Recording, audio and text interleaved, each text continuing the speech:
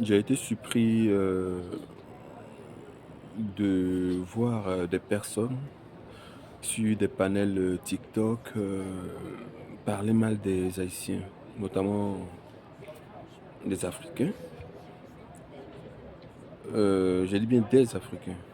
Ça veut dire que c'est pas la pensée unique en Afrique en fait. Mais ça m'a surpris même que sur 1,5 milliard d'habitants, il y ait un seul Africain qui puisse mal parler de Haïti. Je ne sais pas. L'intérêt, ça serait quoi? L'intérêt, ça serait quoi? Je vais faire une petite digression. Et dernièrement, il y a eu la Coupe d'Afrique des Nations. euh, et même des pays qui étaient censés avoir une même idéologie, tels que Mali, Burkina, Niger, et d'autres pays africains qui sont solidaires à leur révolution, à cause du foot, ont commencé à se clasher. À cause du foot. Il y a eu une compétition bidon et les gens ont commencé à se clasher. Ils ont commencé à se clasher pour un intérêt éphémère. Alors, voilà que une espèce de compétition que je ne maîtrise pas a été organisée, je crois, au Togo. Et il y a la jeune Ariana de Haïti qui a gagné. Et comment est-ce qu'elle prise pour gagner a posé deux problématiques. Elle a parlé de Haïti et elle a joué sur l'émotion par rapport à la situation en Haïti. Et c'est normal. Une Haïtienne qui connaît son pays, avec les problèmes qui sont là-bas, forcément, elle en parle avec émotion. Certains se sont dit, ah oui, comme elle a mêlé l'émotion ici, elle veut se baser sur l'émotion pour gagner. Ils ont vu ça comme une stratégie. Et donc, ils ont vu systématiquement Haïti comme un ennemi, un adversaire. Alors qu'on est entre nous, Africains. Donc, à cause d'une compétition, voilà des Africains qui oublient leur identité. À cause d'une compétition. Je parlais de digression parce que justement, c'est pas de ça que je veux parler essentiellement. L'idée que je veux émettre, c'est faire comprendre aux gens que créer des atmosphères de compétition euh, importe le risque de briser des liens sacrés. Je m'approfondis dans la digression. Souvent, il arrive même qu'il y a des pères qui mettent en compétition leurs enfants. Alors que dans les familles, les enfants sont censés être solidaires les uns aux autres. Alors, quand vous les mettez en compétition, le lien fraternel se brise parce que chacun voulant sortir meilleur à l'autre est prêt à tout pour gagner, jusqu'à faire du mal à son adversaire qui pourrait se transformer en ennemi. Il faut que l'Afrique fasse attention à ces compétitions stupides-là. L'Afrique doit avoir plutôt un esprit de solidarité. Les Africains ne doivent pas se battre derrière des concours éphémères en sacrifiant sur l'autel des liens sacrés, que je dirais éternels. Car le lien qui est entre l'Afrique et Haïti est éternel. Haïti, c'est l'Afrique. C'est l'Afrique. Ailleurs. Les Africains qui sont en Haïti n'ont pas demandé à se retrouver en Haïti. On les a forcés à aller là-bas. Ils n'ont pas trahi l'Afrique. Haïti, c'est l'Afrique. C'est une Afrique qu'on a contraint d'aller ailleurs. Vous allez me dire, oui, en Haïti, il n'y a pas que des Noirs, il n'y a pas que des Africains. Je suis d'accord, mais ce n'est pas ces Africains qui ont choisi que les choses se passent comme ça. Ce sont les brigands qui sont arrivés en Afrique en nous agressant et déportant nos parents, qui sont allés les mélanger à d'autres ethnies, qui, entre autres, étaient aussi des victimes. Les Indiens qu'on a trouvés sur Haïti n'ont rien demandé. On les a agressés, on est venu agresser l'Afrique et puis on les a mélangés. Et par la suite, même quand on est sorti de la période dite de l'esclavage, Il y a d'autres populations qui se sont agrégées au contingent de la mort. Donc le mélange qui est là-bas, ce n'est pas un acte de trahison de la part des Africains qui sont en Haïti. D'ailleurs, c'est très choquant parce que parmi toute la diaspora africaine, Haïti est le peuple qui se proclame fièrement d'être africain. Les Martiniquais sont aussi africains, les Guadeloupéens sont aussi africains, les Jamaïcains sont africains. Mais Haïti, parmi tout cela, est le peuple qui se proclame fièrement, à haute voix et assumé d'être africain. Qui supplie même d'avoir un lien avec l'Afrique. Je ne comprends pas pourquoi est-ce qu'un Africain peut se permettre d'insulter un Haïtien. Jusqu'à aller dire, les Haïtiens ne sont pas des Africains. Dans quel intérêt? Et cette question est cruciale. Parce qu'en toute chose, quand une personne prend une position, il y a un certain intérêt qu'il faut y trouver. Quand une personne prend une position, pose un acte, et puis l'intérêt n'est pas clair, c'est qu'il y a anguille sous roche. Il y a anguille sous roche. Vous savez, sur les réseaux sociaux, il y a ce qu'on appelle le troll. Le troll, c'est une personne qui pose des actes sous fausse identité, sous fausse bannière. Est-ce que vous savez que on a dit aux Africains de Martinique qu'ils étaient descendants de Gaulois, en prenant soin de leur dire que ce sont des Africains qui ont vendu des Africains. Après, on leur a dit qu'ils sont descendants de Gaulois. Tout cela pour les emmener à haïr l'Afrique sur le continent. C'est-à-dire le salopard qui a quitté l'Europe pour venir agresser l'Afrique, il ne veut pas assumer son crime, donc il préfère le rejeter sur la victime, en disant ce sont les Africains qui ont vendu les Africains. La chose la plus absurde, parce qu'aujourd'hui on connaît ceux qui ont profité de ce crime. La richesse continue à poursuivre leur famille. Tout ce qu'ils ont gagné, ils sont encore assis là-dessus. Dites-moi le nom d'une seule famille en Afrique qui est riche parce qu'elle aurait vendu un seul Africain. Qu'à cela ne tienne. L'absurdité de dire à un Antillais, à la peau noire, qu'il est descendant de Gaulois, la vérité est crachée. C'est-à-dire que l'imbécile qui a agressé l'Afrique n'assume pas son crime, donc il raconte n'importe quelle baliverne pour se dédouaner, pour se cacher la face.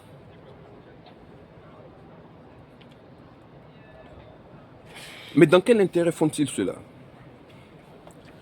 Dans l'intérêt de poursuivre leur agression contre l'Afrique. Parce qu'ils ne veulent pas que l'Afrique se libère jamais. Donc, il faut faire tout ce qui est possible pour que l'Afrique soit toujours morcelée. Et à cela, on applique ce qu'on appelle le diviser pour mieux régner. Quand donc on a l'impression qu'un Africain peut dire à un Haïtien, Haïti, c'est pas l'Afrique, il faut tout de suite comprendre que en dessous, il y a peut-être une fausse identité. C'est peut-être un imbécile, descendant des colons, des esclavagistes, qui crée un contrôle pour venir dire cette baliverne. Parce que c'est à eux que profite que l'Afrique soit toujours divisée. C'est à eux que profite que l'Afrique soit toujours divisée. C'est à eux que profite que les Haïtiens n'aient pas de lien avec l'Afrique. C'est à eux que profite que les Martiniquais, les Réunionnais, les Guyanais n'aient pas de lien avec l'Afrique. Parce que quand l'Afrique va se réunir, non seulement elle va rétablir sa sécurité, mais elle va aussi se venger. Et c'est tout à fait normal de penser qu'ils ont peur de cela. Donc ils prennent toutes les mesures possibles pour empêcher que ça arrive. Voici pourquoi vous pouvez voir des gens sur des panels, on ne voit pas qui parle. Aujourd'hui, avec l'intelligence artificielle, tout est possible. Il y a des logiciels pour modifier les voix des gens, leur donner des accents africains, pour dire ce genre de sottises. Cette vidéo, moi, je la fais pour que mes frères haïtiens ne soient pas choqués à l'idée de penser que les Africains en ont après eux. Déjà, il y a deux choses à prendre en compte. En Afrique, tout le monde n'est pas aligné à la même enseigne en matière d'information. Ok? Déjà, il faut toujours voir la main du colon derrière. Après la dite indépendance des pays africains, c'est le colon qui a organisé ce qu'on appelle l'école. Donc les livres dans lesquels étaient inscrits les enseignements ont été écrits par eux. Et ils ont pris soin de cacher des vérités en nous donnant des mensonges. C'est au sein de ces livres-là qu'ils ont sorti les discours du genre les Martiniquais sont des descendants de Gaulois. Vous comprenez? Internet, il est récent aujourd'hui. À tout casser, on en a pour 20 ans, peut-être 25 ans. Que toute la population mondiale ait accès à Internet et que les informations puissent être divulguées sans filtre, accompagnées souvent de mensonges, d'accord? Mais avant, il se passait quoi? Il y avait qu'une chaîne de télé, une chaîne de radio qui était détenue par le pouvoir en place. Et donc, on filtrait tout ce qu'on nous enseignait. Les journaux papier, c'était aussi contrôlé parce qu'il n'y avait pas beaucoup de sources de médias. Aujourd'hui, Internet permet même à moi de m'asseoir devant un téléphone et donner mon point de vue. Quoique discutable, mais au moins on peut m'entendre. Ce qui fait que les vérités qui étaient cachées, qu'on avait pris soin de cacher, ont fini par échapper à celui qui les contrôlait. Nous, en Afrique, on ne savait pas l'histoire de Haïti. On ne savait pas que ces Africains qu'on a forcés à aller en Haïti se sont battus contre les agresseurs. Ils n'ont jamais été leurs maîtres. Ils se sont battus contre les agresseurs, ils ont vaincu. Et ils ont gagné leur liberté. On ne savait pas ça. Donc aujourd'hui, il y a même des Africains qui ne connaissent rien de Haïti. Même moi qui en parle, peut-être que je connais 1% de l'histoire de Haïti. Je continue de me documenter. Sachez donc, mes frères haïtiens, moi je suis africain de la Côte d'Ivoire. Moi je considère que vous êtes africain, puisque dans le mouvement de la déportation, on a fait des mélanges, on ne sait pas de quel pays vous êtes exactement, mais vous êtes africain, c'est important, c'est l'essentiel. Parce que déjà Côte d'Ivoire, c'est un nom qui nous a été affublé par notre agresseur. Avec le temps, quand les Ivoiriens vont avoir leur révolution, il faut qu'on change tout ça. Ce sont les Français qui ont décidé que notre territoire s'appelle Côte d'Ivoire. Ce sont eux qui ont défini les limites des territoires. Et tout ça, c'est faussé. Il faut qu'entre nous, Africains, on se ressaisisse et qu'on se réorganise, on se réapproprie notre identité. Donc, revenons à notre mouton.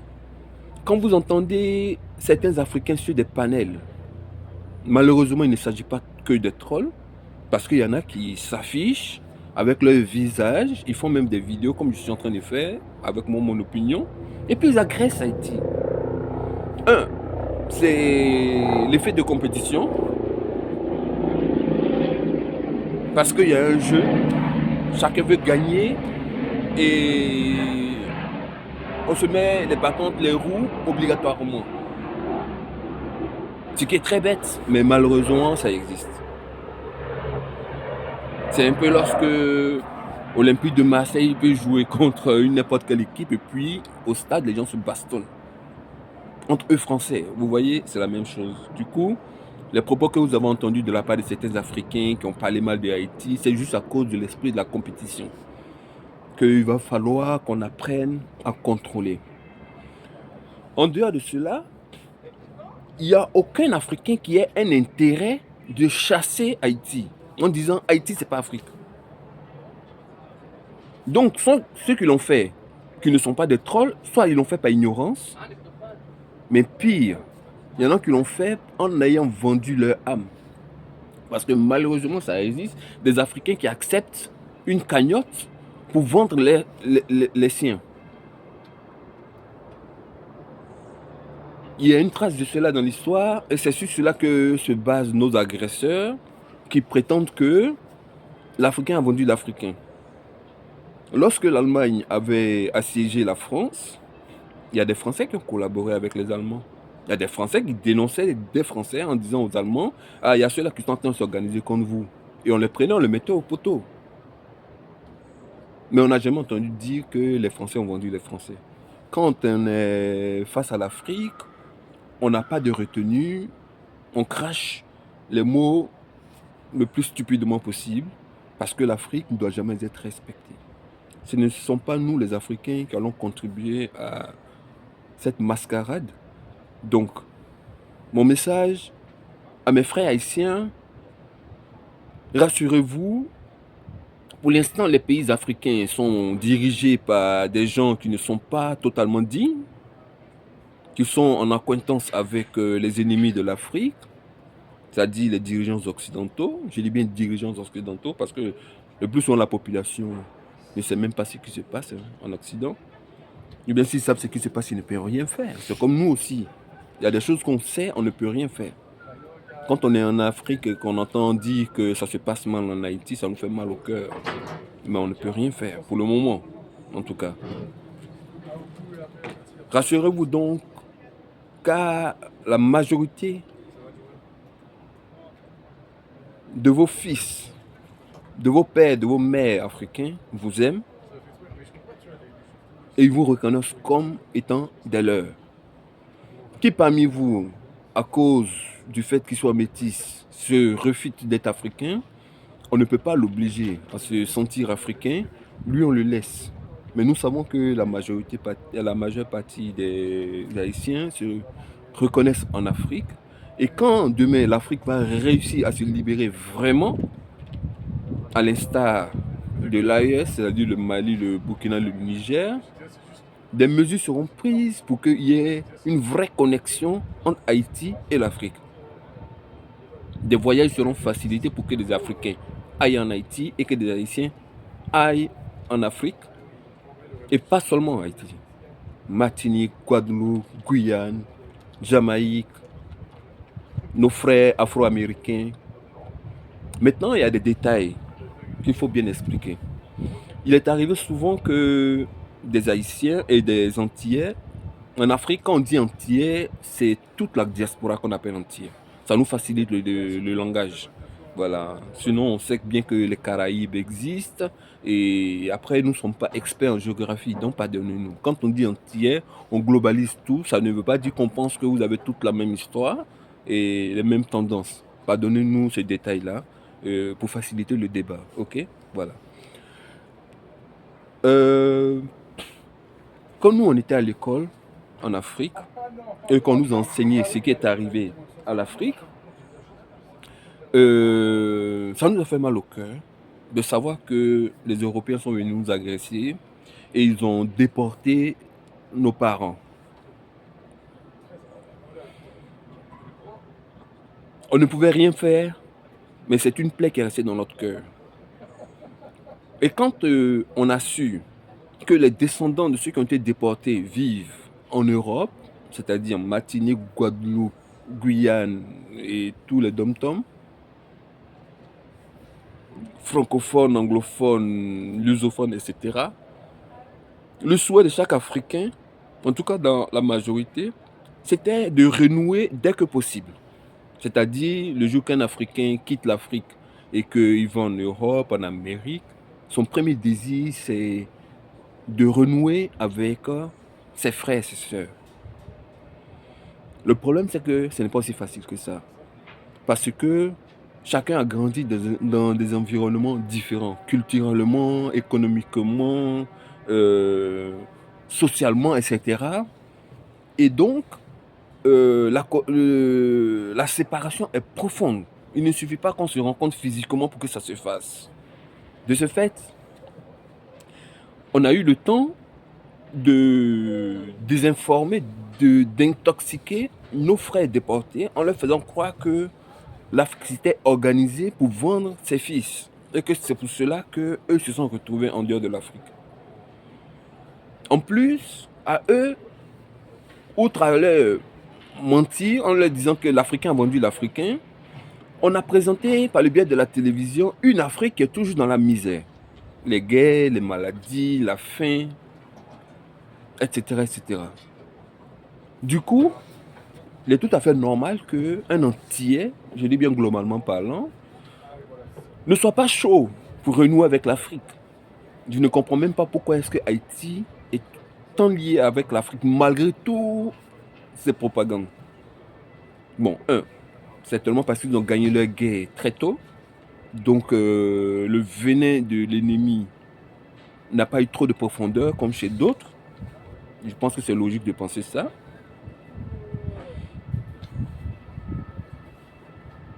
Et donc, l'Africain naïf pensait qu'une fois qu'il arrivait en Europe, en Amérique, etc., et qu'il rencontrait un Antillais, il allait être accueilli à bras ouverts. Malheureusement, ça n'a pas été le cas. Bien souvent, quand la rencontre a eu lieu, l'Africain a eu la surprise de remarquer qu'on ne l'attendait pas déjà, mais puis qu'on le détestait. Maintenant, moi, je vais essayer d'expliquer ça psychologiquement. Il y a ce qu'on appelle le syndrome de Stockholm. C'est pas pour insulter, hein. C'est une manière d'expliquer presque scientifiquement. Je suis pas scientifique. Le syndrome de Stockholm, c'est quoi? Déjà, l'anecdote nous dit qu'il y a une demoiselle à Stockholm qui a été ravie par un gang. Et quand la famille et la police a cherché cette demoiselle pendant des années, ils ne l'ont pas trouvée. 5 ans plus tard, on la trouve. Et quand on essaie de mettre la main sur elle, le gang s'oppose, ouvre le feu, il y a un échange de tirs. Et pour protéger son ravisseur, la fille s'est exposée aux tirs des policiers, puisque en 5 ans, elle a eu le temps de s'affectionner à son ravisseur, qui en réalité est son ennemi. Il est venu détruire son existence. Elle appartenait à une famille. On l'a arraché à sa famille. Seulement que quand le temps passe, la victime finit par s'environnementer, s'adapter à l'environnement du lieu de crime.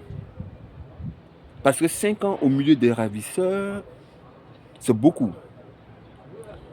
En effet, c'est ce qui s'est passé avec nos frères antillais, parce qu'on les a arrachés à leur terre, mais on les a forcés à vivre à temps plein sur le terrain hostile. Ils ont connu la faim, le froid, les peurs, les hontes, des joies, des besoins. Même si c'était dans la douleur, mais c'est devenu leur réalité, ils ont fini par s'y faire. Et surtout que, non seulement on les a désinformés, en leur cachant les vérités, mais surtout en leur ajoutant de fausses vérités. Et puis les premiers qui ont été arrachés aux terres africaines sont décédés. Ce sont leurs enfants qui sont nés dans l'environnement hostile, qui ont trouvé naturel ce qu'ils vivaient. Et ils l'ont normalisé. Et c'est les enfants de leurs enfants qui finalement finissent par renouer avec l'Afrique. On peut prendre cet exemple avec le Libéria. Plusieurs descendants plus tard, les Africains qui ont été arrachés aux terres africaines se sont développés en Amérique, et quand on les a ramenés en Afrique, au Libéria, on les a présentés comme ennemis des descendants de ceux qui n'avaient pas été arrachés à leur terre. Et il y a eu des guerres entre eux et des Africains, plutôt que de dire soyez les bienvenus. Et tout ça, c'est sous l'égide de l'esclavagisme. C'est fait exprès. C'est-à-dire si on avait annoncé aux Africains que ceux qui arrivent, ce sont les enfants de vos parents qu'on avait arrachés, qui étaient partis, et qu'on avait créé une atmosphère, pardonnez-moi, de paix, de solidarité, de réconciliation, ils auraient été bien accueillis. Mais on est venu les déposer comme des colons. Ils sont venus avec une autre langue, un autre style de vie, ils s'habillaient différemment, ils se nourrissaient différemment, et ils s'exprimaient différemment. Donc forcément, il n'y a pas eu d'entente entre eux et leurs parents, parce que les Africains étaient leurs parents. C'est comme si on avait créé une autre ethnie et on est venu la mettre en face des Africains authentiques. Et il y a eu des guerres pour cela. Donc quand un Africain quitte l'Afrique et qu'il arrive en Europe ou bien en Amérique et qu'il rencontre un Antillais, Lui, il s'attend à ce que l'Antillais se dise, ah, voici mon frère africain, et qu'il y ait un bon contact. Malheureusement, ce n'est presque jamais le cas. Parce que l'Antillais regarde l'Africain avec dédain. Pour ce qu'on lui a fait comme lavage de cerveau. Lavage de cerveau dans le sens qu'on l'a intoxiqué, on lui a raconté beaucoup de mensonges, en lui cachant les vraies vérités. Et donc l'Africain qui venait croyant renouer avec les siens se retrouve refoulé misérablement, étant blessé, forcément il se rebiffe lui aussi. Il s'est dit, ah, les Antillais ne nous aiment pas. Ça frappe dans son orgueil, donc lui aussi pose des actes contre eux. Il commence à leur parler mal, il commence à les regarder de travers. Et voilà, finalement, c'est le bourreau qui a gagné. Diviser pour mieux régner. C'est cet objectif qu'ils voulaient atteindre, ils l'ont atteint. Et ils font tout ce qui est possible pour l'entretenir. Du coup, quand l'Africain retourne vers les siens, il dit, ah, moi j'ai eu le contact avec les parents antillais, ça ne s'est pas bien passé. Donc ceux à qui il dit ça, ils se disent, ah, si moi aussi je vais là-bas, ça ne va pas bien se passer. Donc quand il y a contact, il prend soin de ne pas se faire humilier, donc il prend les devants. Il devient directement hostile. Et le mécanisme s'enclenche. On a l'impression que c'est une haine naturelle, alors que ça a été provoqué. On a l'impression que les Antillais doivent voir les Africains comme des ennemis, et les Africains doivent voir les Antillais comme des ennemis. Heureusement que grâce à Internet aujourd'hui, il y a beaucoup d'échanges.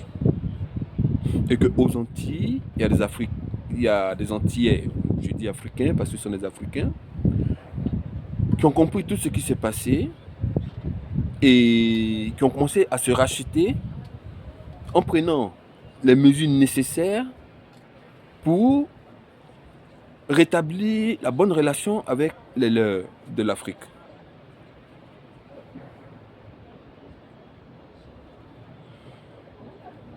En Haïti, c'est déjà acquis.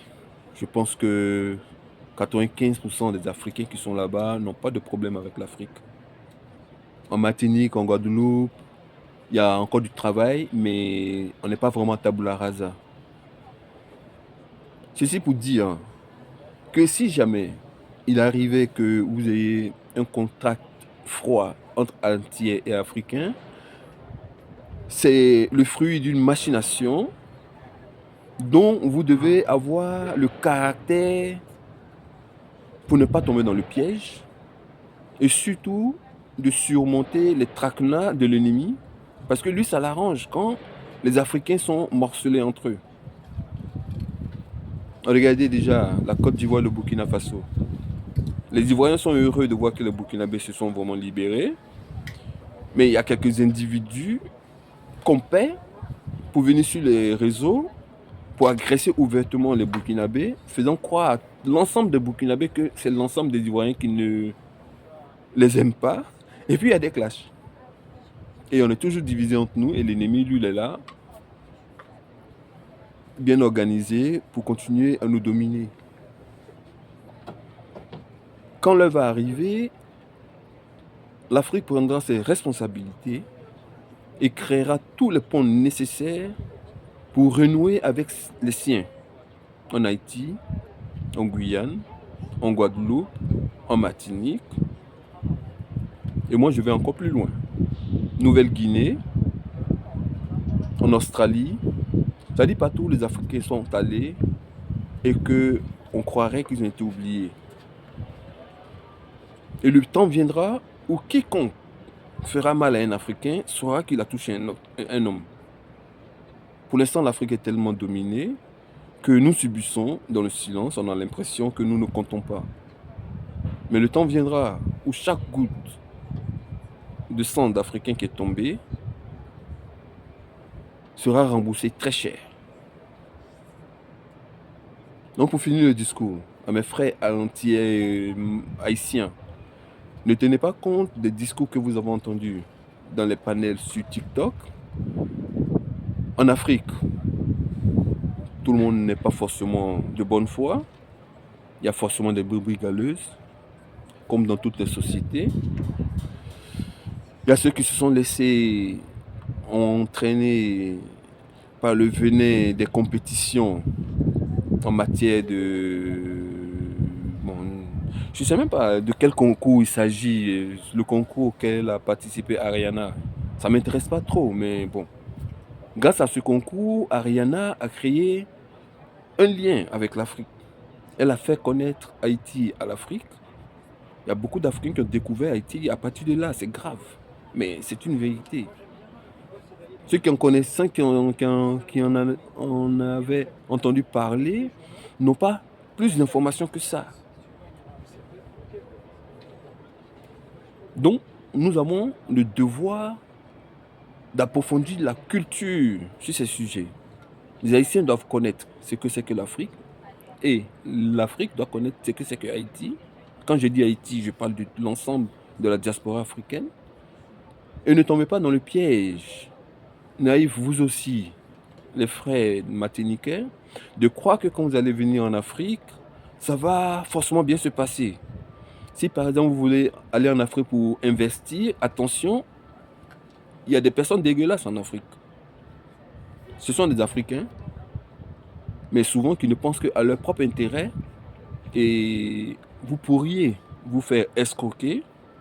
Donc faites attention aux personnes que vous fréquentez. Parce qu'il suffit qu'un seul imbécile au milieu de 100 000 vous traite mal et que vous disiez, voilà, je suis allé en Afrique, ça s'est mal passé.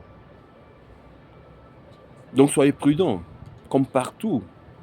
Quand on vient investir en France, même aux États-Unis, on peut tomber sur des salopards. Malheureusement, les salopards, ça existe en Afrique aussi. Même en matière de sentiments, une femme pourrait tomber sur un imbécile et qu'à cause de celui-là, donne une identité néfaste à l'ensemble de la communauté africaine. Ne vous dites pas que comme je veux renouer avec l'Afrique, le premier Africain qui se présente devant moi est le bienvenu. Il faut voir son éducation, il faut voir son caractère, il faut voir ses projets. Voilà. Et il faut rester parcimonieux. Et mon message se conclut avec le fait que l'Afrique vous aime. L'Afrique sait que vous êtes des leurs. Donc il est même inapproprié de dire que l'Afrique vous accepte. L'Afrique n'a pas le choix. Vous êtes africain. L'Afrique c'est chez vous. Vous êtes les bienvenus. Et nous y travaillerons pour que ça se fasse réellement. Pour l'instant, nous sommes dirigés par des vassaux de l'Occident. Donc ils désorganisent nos sociétés et nous empêchent d'exprimer nos vrais désirs. Ne prenez pas cela comme la volonté du peuple africain. Le peuple africain ne s'est pas encore libéré, mais finira par se libérer. Et viendra en Haïti pour compléter votre victoire. Vous avez déjà bien commencé. Pour l'instant, il y a quelques lambeaux dans la main des imbéciles, mais on va tout arracher.